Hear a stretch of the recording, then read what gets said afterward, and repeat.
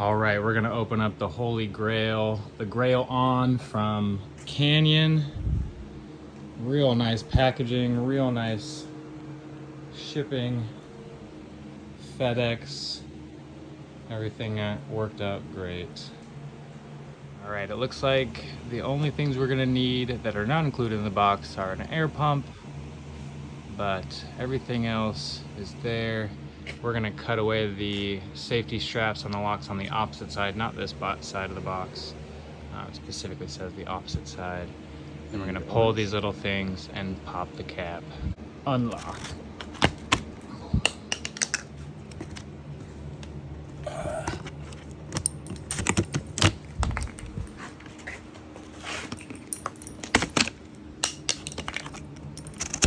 Not quite understanding this. It says do not cut on the side with made for passion.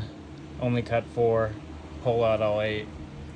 You can't really pull these out without cutting them. And then in the Canyon install video online, they're already cut. I'm not sure what these instructions are meant to do, but confuse you. Now that we've solved the first puzzle, we're gonna take everything out of the box. The Grail On in the box.